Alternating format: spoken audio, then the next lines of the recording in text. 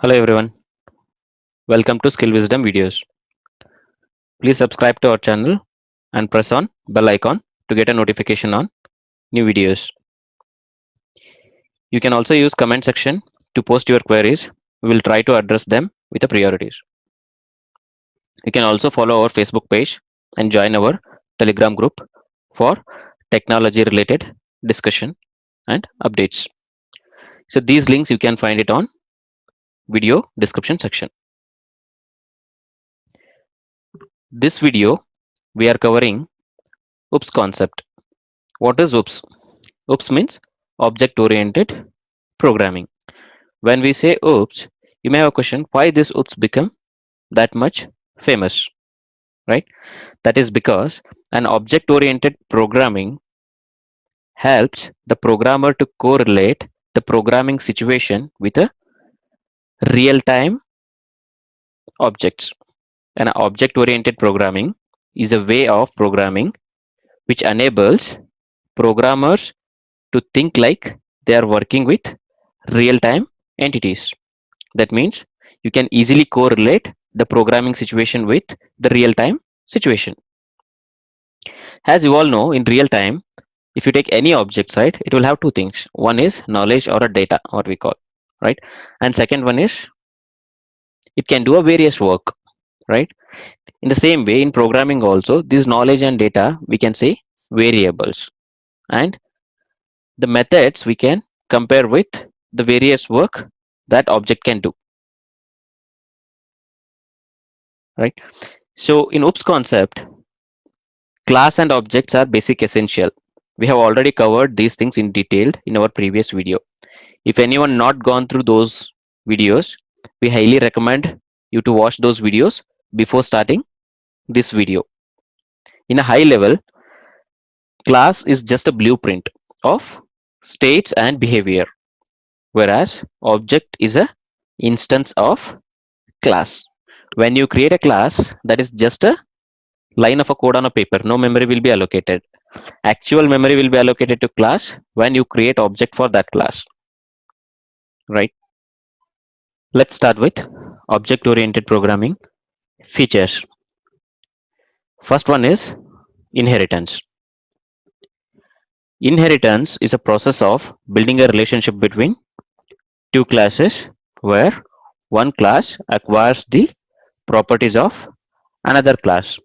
So here property refers to the methods and fields or variables. We also call them as a members of a class. In Java, basically there are two types of relationship. One is has a relationship and other one is a relationship.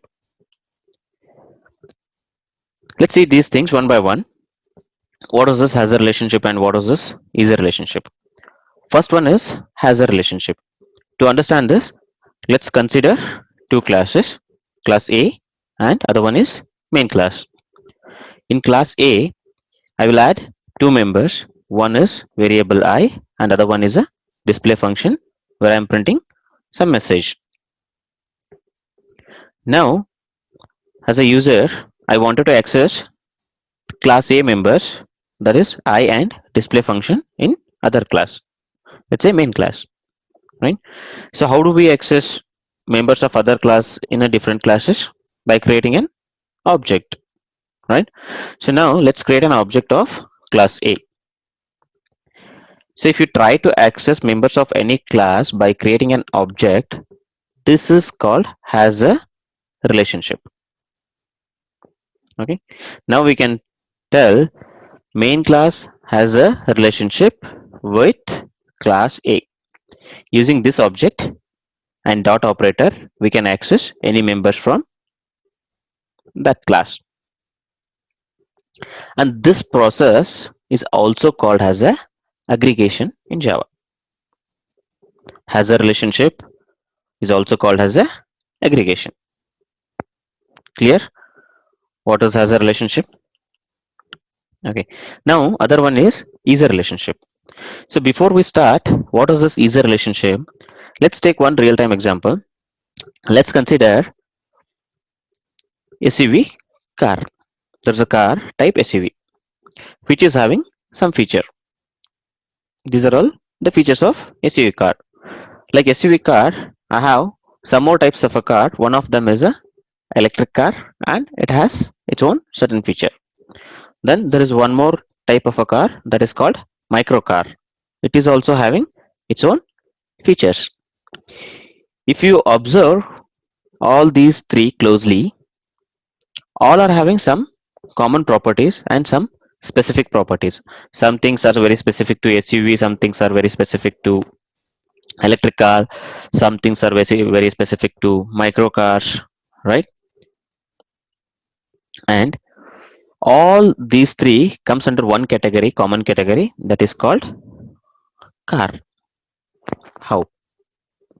This is because as a human, we have decided certain things in a mind. If those things are present in any object, we call them as a car. That might be anything based on visualization. For example, we call something as a car which is having a four wheel and shape should be something like this, right? That visualization will be there in our mind. In addition to that, based on the branch or company, you may have some additional features on that, but basic feature will be common across all the car. Like you should have a door, you should have a wheel, you should have a glass in the front door. These are all common things, right? In the similar fashion, programming world also runs. So in this example, let's say I wanted to visualize car which is having a three basic things. One is speed limit, other one is apply brake, and other one is start vehicle. If any object is having these three, then I will call it as a car.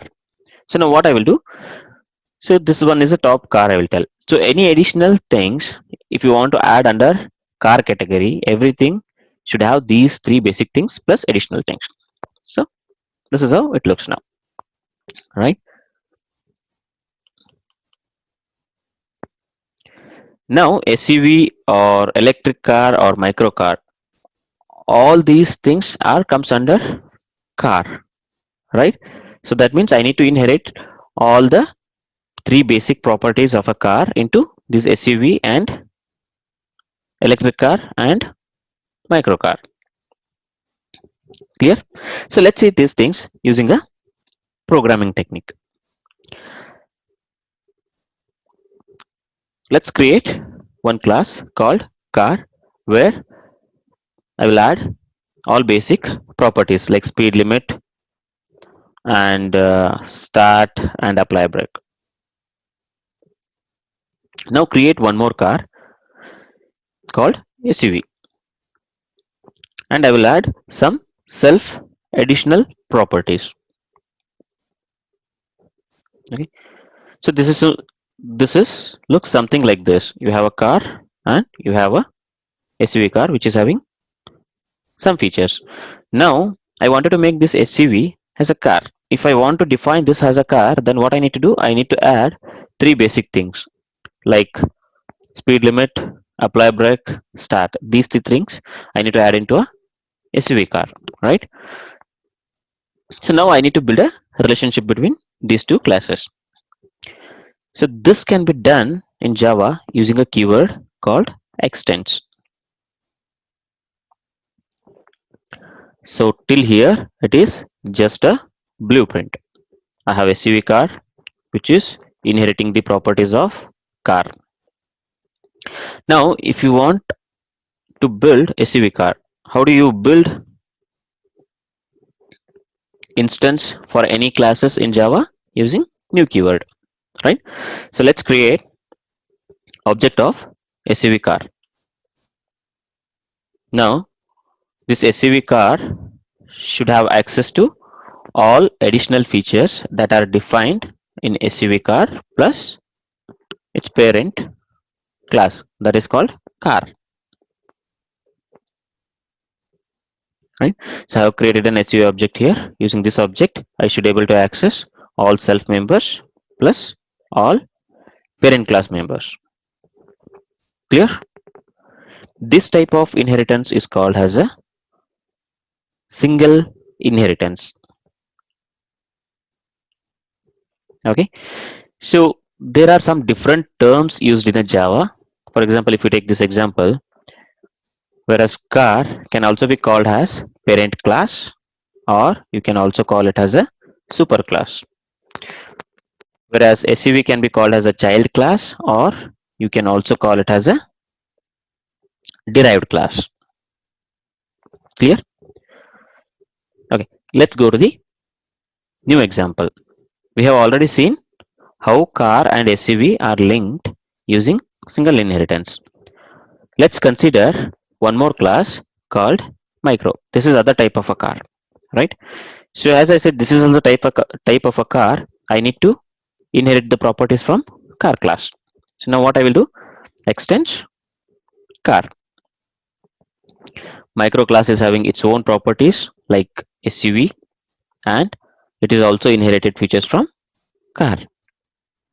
Now both SUV and this micro are having common parent.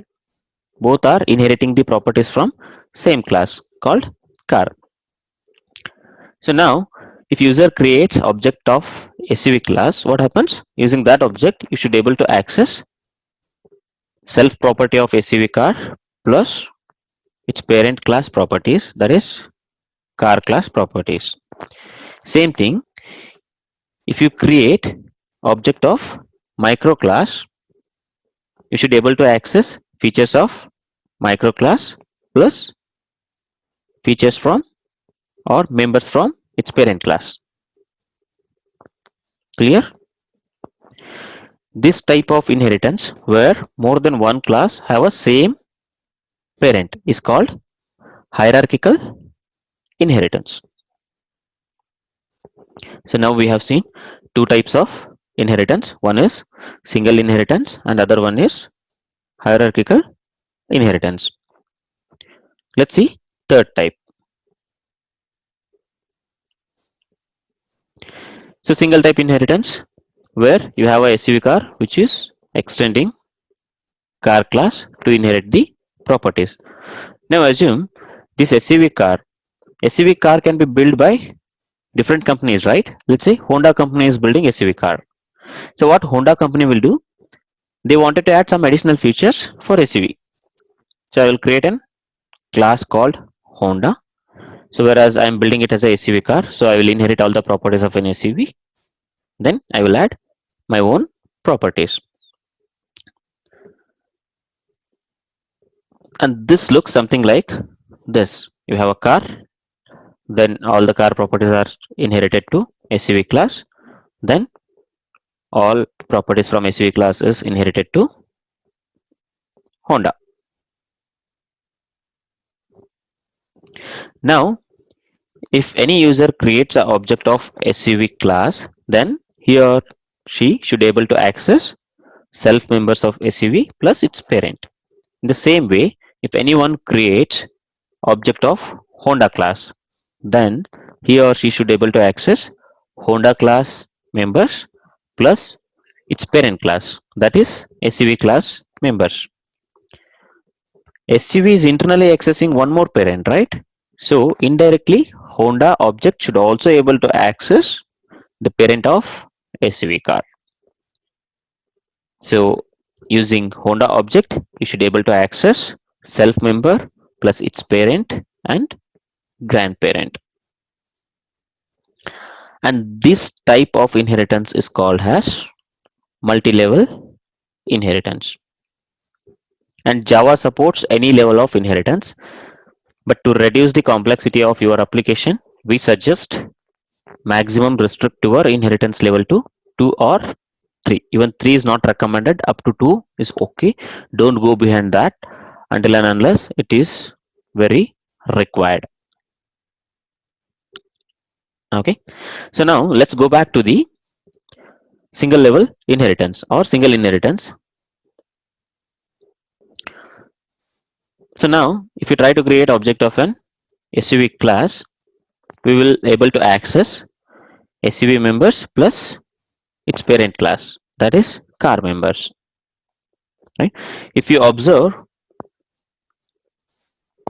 object creation line, it is having a two parts. In middle you have assignment operator and right side left side you can see some code is there. Right side part decides which class to load. So now you are using new SUV. So what Java does, it will load SUV class. Along with that, it will also load its parent class. Okay. Left side decides what all the function access you can do using that object. If you use child class left side, then you should able to access child members plus its parent member. If you mention parent class in the left side, then you will have only access to the parent members, not the child members, right? Let's consider this example. So I'm taking SUV object left side, so I should be able to access self plus its parent.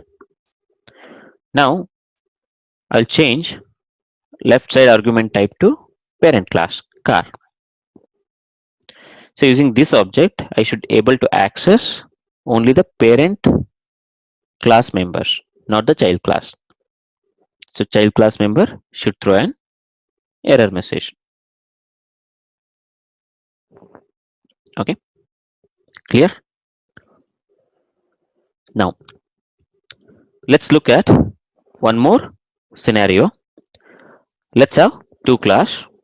One is mother and other one is father. Let's create third class called child, which will inherit properties from mother and father. And this type of inheritance is called multiple inheritance. And this type is not allowed in Java. Let's see why it is not allowed in Java. Okay, so let's assume both father and mother classes having same function. Same function means there's a function in these two classes which is having the same name. Let's say have a car function. Both are having one function called have a car. Now when user creates object of child class, let's see C1. Using this object, if I try to access have a car function, which function basically it should call? The function from mother class or the function from father class? Which one it should call? So program will get confused because both are valid.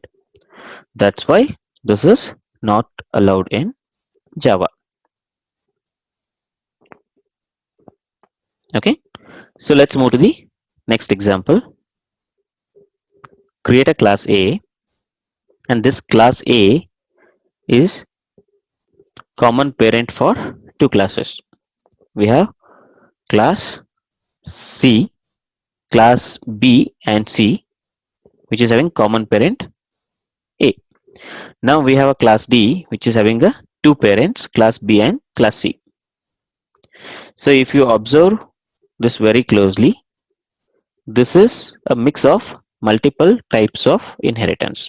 You can observe here, this is a hierarchical and this is a multiple inheritance, right? If any inheritance is a mix of more than one type, that is called hybrid inheritance. And this is also not allowed in Java because the reason is same as multiple inheritance. The program may get confused when more than one class is having the same function. That's why hybrid inheritance is also not allowed in Java. Clear? What is single inheritance? What is hierarchical inheritance? And what is multi-level inheritance?